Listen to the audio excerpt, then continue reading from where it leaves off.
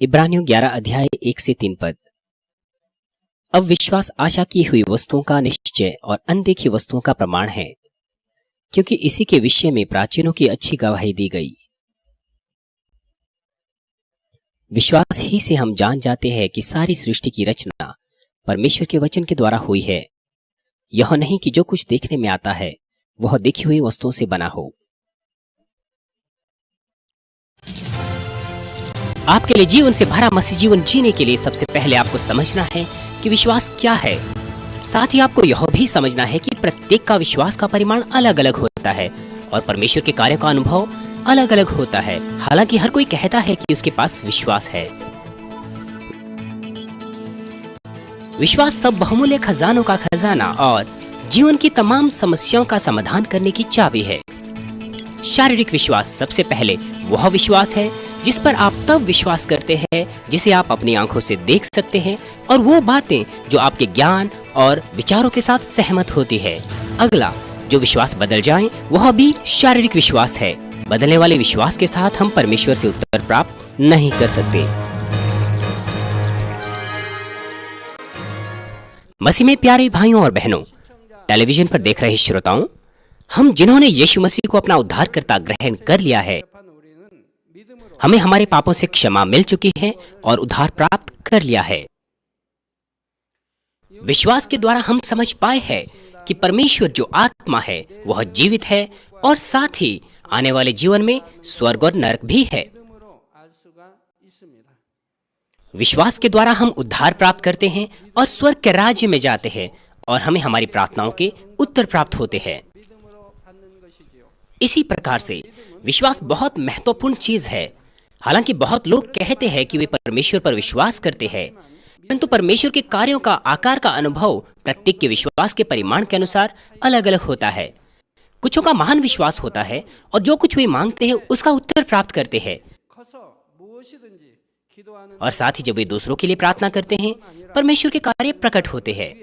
लेकिन दूसरी तरफ कुछ कहते हैं कि वे परमेश्वर पर विश्वास करते हैं, परंतु जब उन्हें समस्याओं का सामना करना पड़ता है तो वो परमेश्वर के उत्तरों का अनुभव नहीं कर सकते। और कुछ ऐसे हैं जो पहले परमेश्वर पर निर्भर होना तक नहीं सोचते। कुछ सोचते हैं कि वे बचाए गए हैं, परंतु उनके पास उद्धार का सच्चा हृदय में निश्चय नहीं होता। इसीलिए उन्हें डर लगता है आने वाले जीवन से,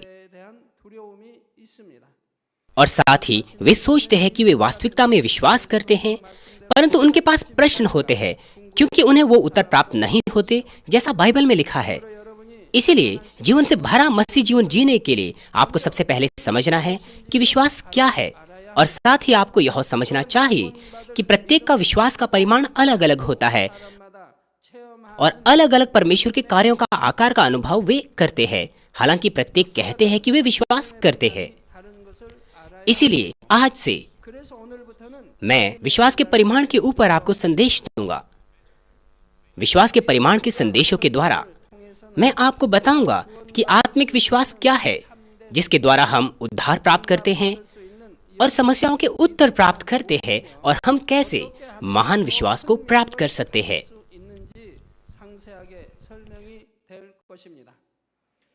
मुझे आशा है कि आप अपने विश्वास को आने वाले संदेशों के द्वारा जांचेंगे और आत्मिक विश्वास प्राप्त करेंगे और महान विश्वास प्राप्त करेंगे। मैं प्रभु के नाम से प्रार्थना करता हूं कि आप जीवित परमेश्वर के कार्यों का अनुभव प्रत्येक दिन करने पाओ। प्रिय श्रोताओं, ये विश्वास के परिमाण का पहला सत्र है, और सबसे पहले मैं आपके साथ आत्मिक और शारीरिक विश्वास के बारे में बातचीत करूंगा। विश्वास सब बहुमूल्य खजानों का खजाना और जीवन की तमाम समस्याओं का समाधान करने की चाबी है। सर्वशक्तिमान सृष्टिकर्ता परमेश्वर उन कार्यों को कर सकता है जो मनुष्यों के सामर्थ्य और योग्यता से नहीं हो सकता। बाइबल हमें असंभव चीजों को संभव होते हुए बताती है, जैसे कि सूरज और चांद को चलने से रोक देना, लाल समुद्र को 2 भागों में बांट देना, युद्धों में जीत प्राप्त करना और मृतकों को जीवित करना। इसी प्रकार से परमेश्वर सर्वज्ञानी और सर्वशक्तिमान है। और इस प्रकार से यदि हमारे पास केवल विश्वास है तो बीमारी से चंगाई प्राप्त करने में कोई समस्या नहीं होगी और जीवन की तमाम समस्याओं का उत्तर प्राप्त करने में। महत्वपूर्ण बात यह है कि हमारे पास सच्चा विश्वास होना चाहिए। चाहे हम अपने होठ से परमेश्वर को पिता क्यों ना कहें और प्रार्थना करें कि प्रभु मैं विश्वास करता हूँ, यदि हमारे पास सच्चा विश्वास नहीं है हम परमेश्वर के कार्यों का अनुभव नहीं कर सकते। आज बहुत से चर्च जाते हैं लेकिन उनमें से बहुत से विश्वास का अर्थ तक नहीं जानते। वे कहते हैं कि वे विश्वास करते हैं परंतु उनके पास उद्धार का तक निश्चय नहीं है। वे बीमारियों का सामना करते हैं और आजमाइशों और परीक्षाओं में संसारिक लोगों के समान पढ़ते हैं। वे अपनी प्रार्थनाओं के उत्तर भी प्राप्त नहीं कर सकते। यीशु ने मरकुस 9 अध्याय 23 पद में कहा, जो विश्वास करता है उसके लिए सब कुछ संभव है। और मत्ती 8:13 में लिखा है, तेरे विश्वास के अनुसार तेरे लिए हो। बाइबल में लिखा हुआ वचन 100% सत्य है। यदि परमेश्वर कहता है कुछ भी असंभव नहीं जो विश्वास करता है, तो इसका वास्तविक अर्थ यही है कि कुछ भी असंभव नहीं है। और साथ ही जब हम विश्वास से प्रार्थना करते हैं तो अवश्य ही उत्तर प्राप्त होने चाहिए।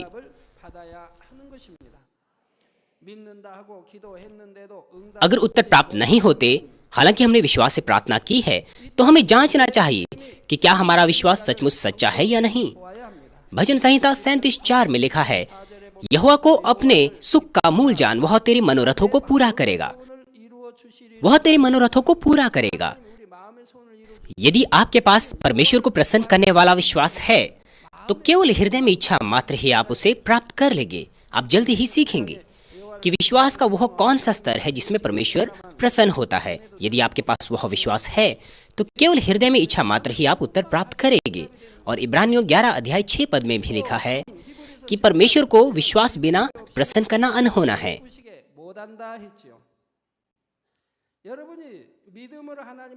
केवल जब आप परमेश्वर को विश्वास से प्रसन्न करते हैं तो परमेश्वर आपको उत्तर देगा जो कुछ आप इच्छा करते हैं।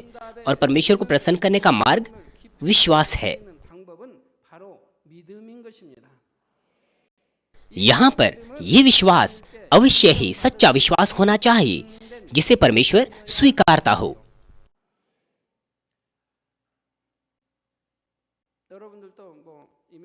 जैसे कि आप बहुत अच्छे से जानते हैं,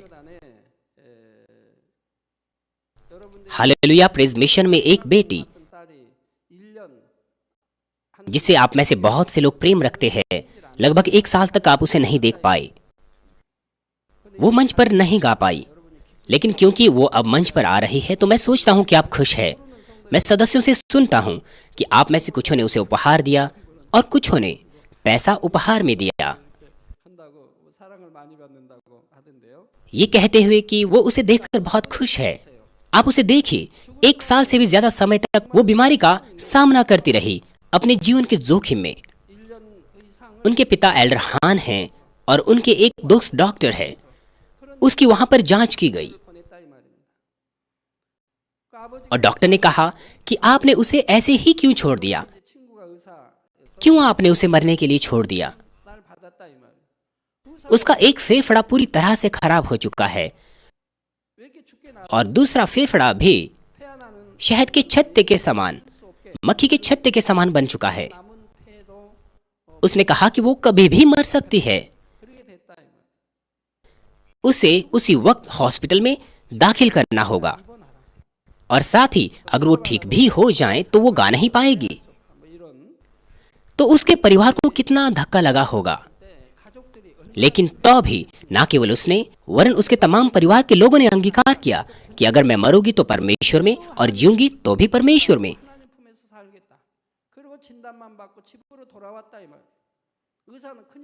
और फिर वो घर आ गई और 1 साल से भी ज्यादा समय तक वो मृत्यु के विरोध में संघर्ष करती रही। उसका विश्वास और उसके परिवार का विश्वास वो नहीं बदला। उन्होंने यह विश्वास किया कि अगर मैं मरूंगी तो परमेश्वर में मरूंगी, मैं संसार पर निर्भर नहीं रहूंगी। इसलिए जब समय आ गया, परमेश्वर ने उसे छुआ और ये क्षण भर में हो गया।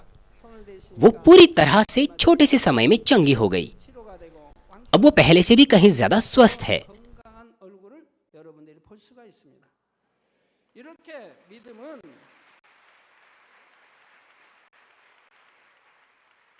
이때 इसी प्रकार से विश्वास इस प्रकार का विश्वास होना चाहिए जिसे परमेश्वर स्वीकारता हो। यहाँ तक कि जीवन की जोखिमों में भी हमें सच्चा विश्वास प्रकट करना होता है कि हम जीवित रह सकें।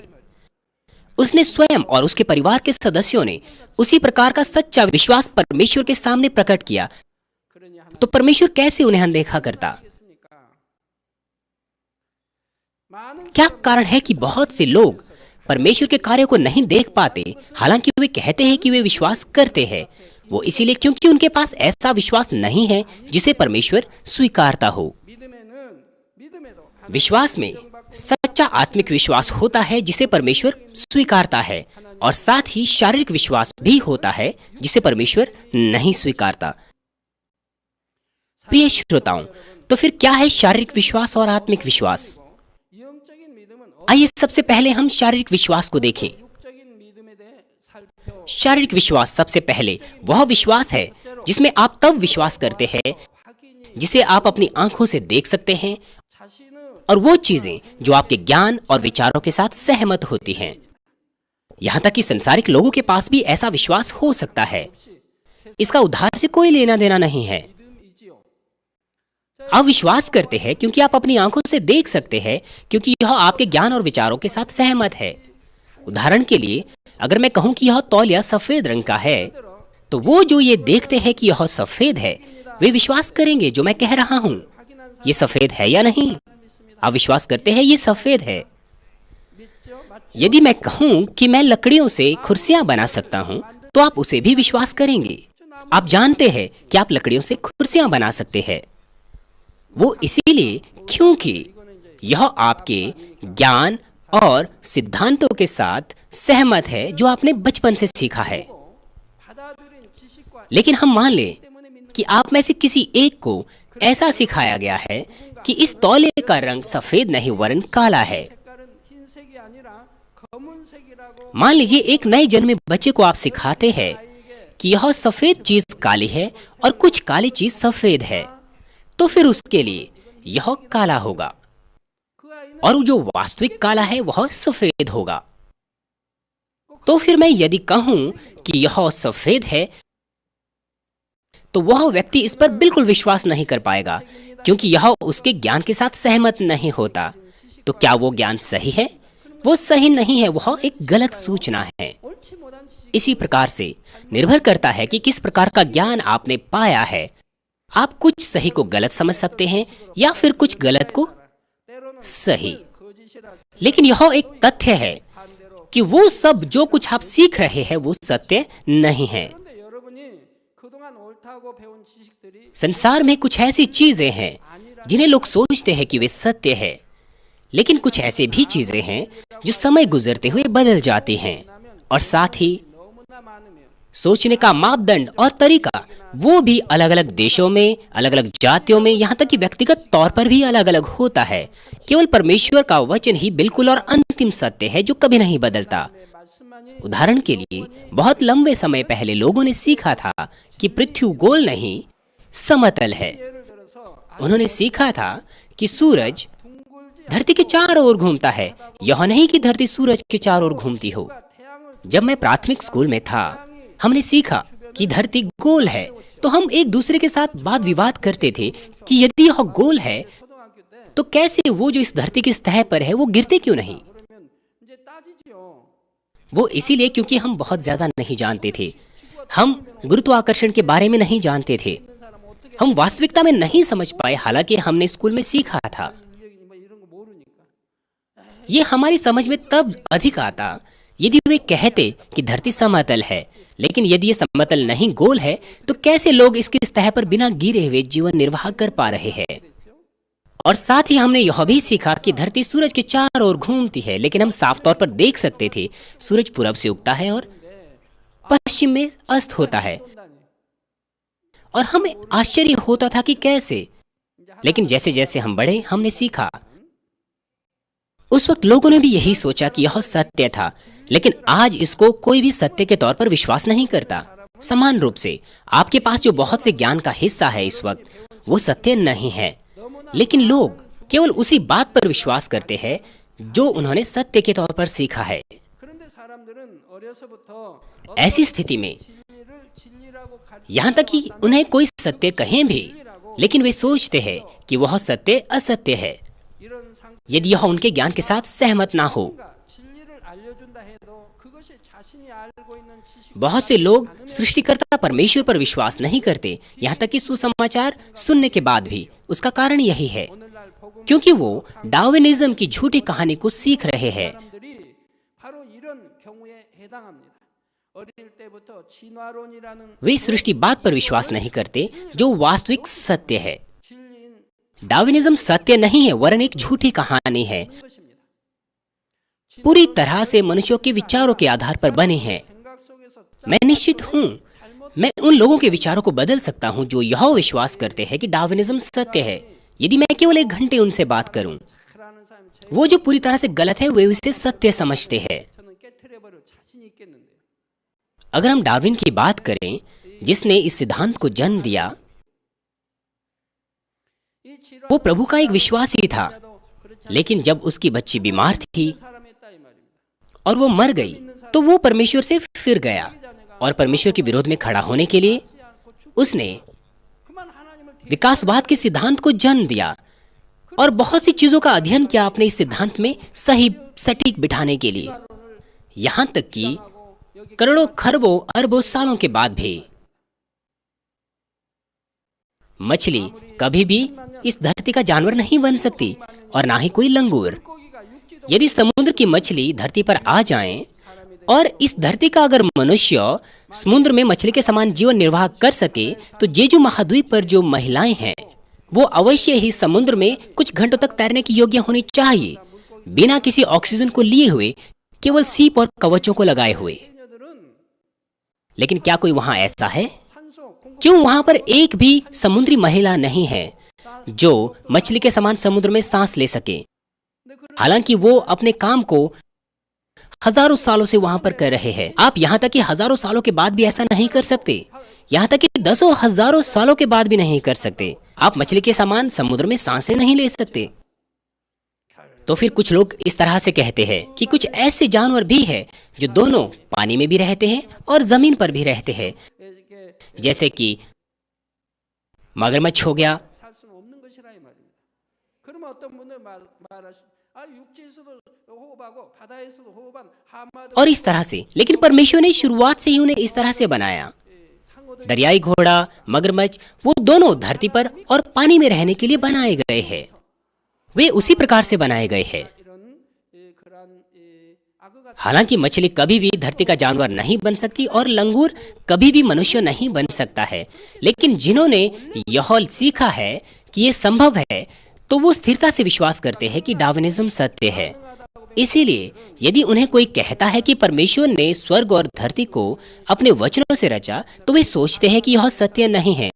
और साथ ही साथ जब हम कहते हैं कि चीजें कुछ नहीं से वरन वचन से बनाई गई है, तो वो विश्वास करने की कोशिश नहीं करते, 하셨다고 하면 क्योंकि यह बातें उनके विचारों से बिल्कुल अलग है। 하게 되죠.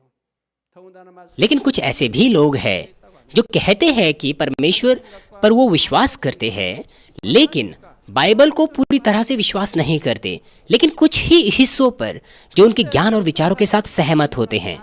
लेकिन अगर आप केवल संसारिक सिद्धांतों और ज्ञान का इस्तेमाल करना चाहे, तो बाइबल में ऐसी बहुत सी अविश्वसनीय चीजें हैं। 만 믿습니다. इस संसार में कुछ चीज को बनाने के लिए कुछ तत्व होना चाहिए, लेकिन बाइबल कहती है कि स्वर्ग और धरती कुछ नहीं से परंतु परमेश्वर के वचन से बनाए गए हैं। 성품이 나오는데 इसलिए वे विश्वास नहीं कर सकते 아무것도 और साथ ही वे सामर्थ्य कार्य को नहीं समझ सकते जो मनुष्य की योग्यताओं से असंभव है। इसलिए जब वे चिन्हों और चमत्कारों के बारे में पढ़ते हैं,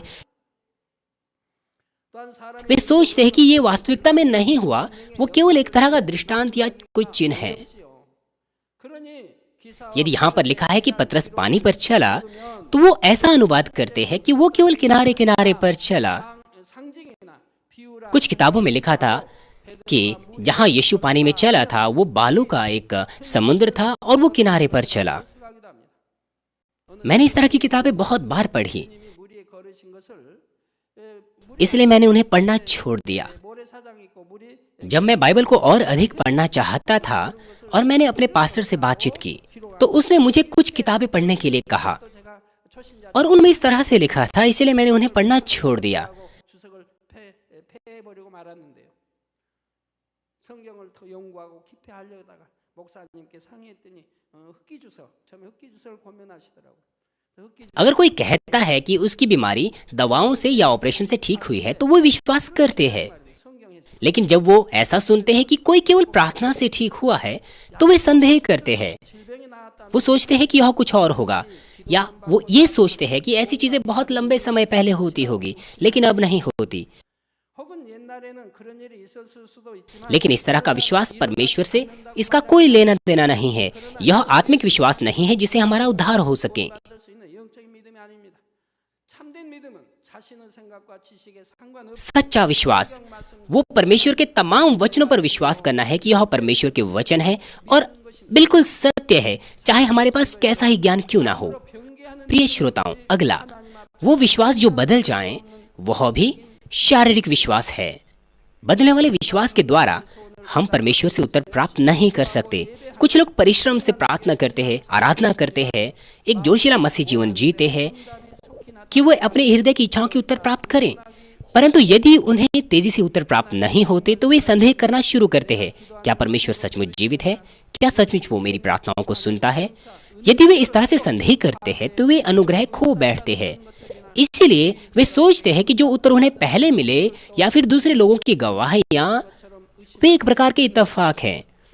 याकूब 1:6 में लिखा है 오직 믿음으로 कि पर विश्वास से मांगे और कुछ संदेह ना करें, क्योंकि संदेह करने वाला समुद्र की लहर के समान है जो हवा से बहती और उछलती है। 사람은 ऐसा मनुष्य यह ना समझे कि मुझे प्रभु से कुछ मिलेगा। हम नहीं कह सकते कि जो विश्वास बदल जाए वो सच्चा विश्वास है। क्यों है ऐसा कि मैं परमेश्वर से बहुत सा प्रेम प्राप्त करता हूँ? 받을 수 있는 참 믿음. वो इसीलिए क्योंकि जो विश्वास मेरे पास है वो किसी भी स्थिति में नहीं बदलेगा। 어떤 상황 यहाँ तक कि अगर मैं अभी मर भी जाऊं मैं किसी मनुष्य पर निर्भर नहीं रहूंगा। 저는 사람 परमेश्वर इसे बहुत बार देख चुके हैं।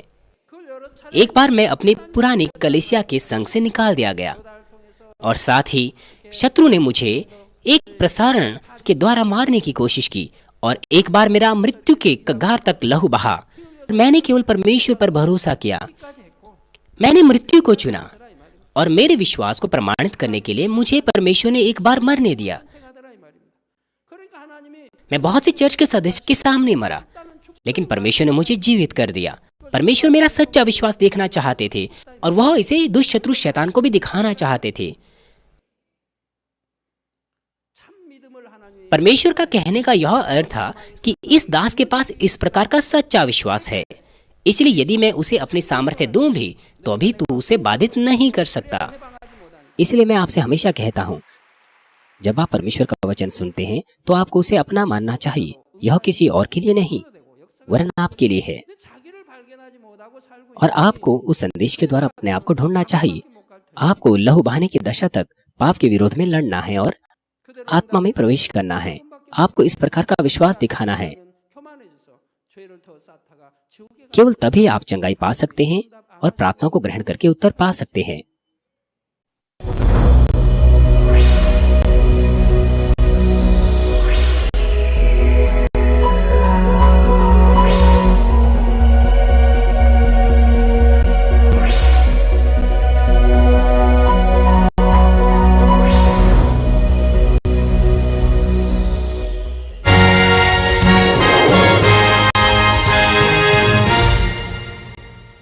할렐루야. हालेलुया। सर्वशक्तिमान प्रेमी पिता परमेश्वर, कृपया अपना हाथ तमाम भाइयों और बहनों पर रखे जो यहाँ पर इस प्रार्थना को ग्रहण कर रहे हैं।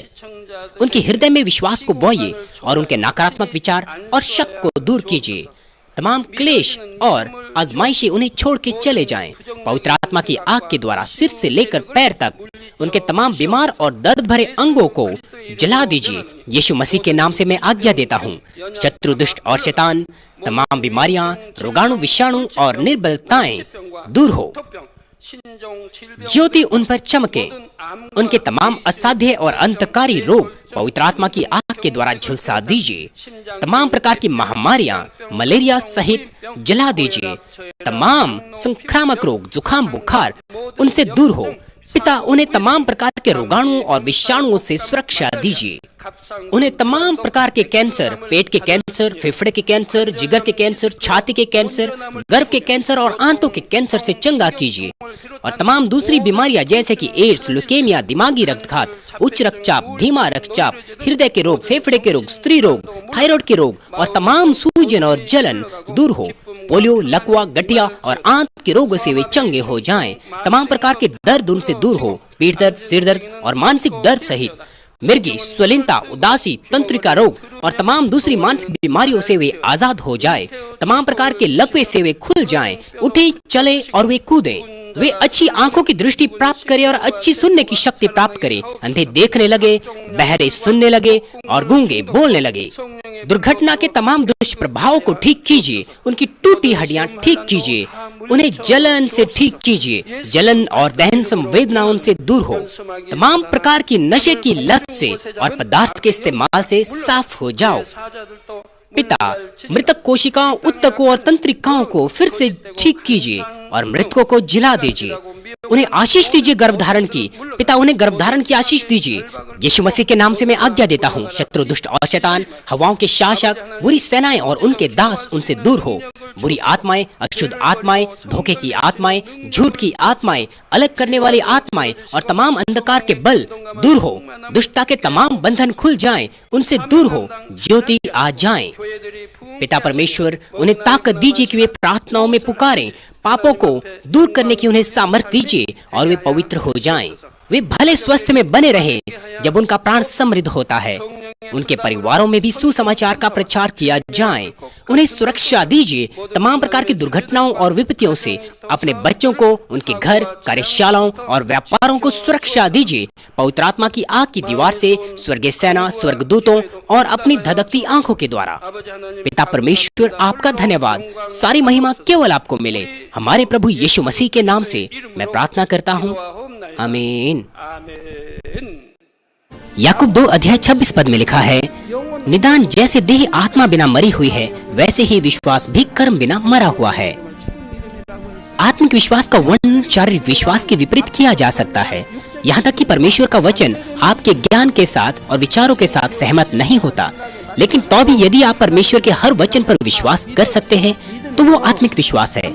यदि आप इस विश्वास के साथ विश्वास करेंगे तो आपका विश्वास नहीं बदलेगा, वरन आपका परमेश्वर के वचन अनुसार क्रियाओं में भी प्रकट होगा।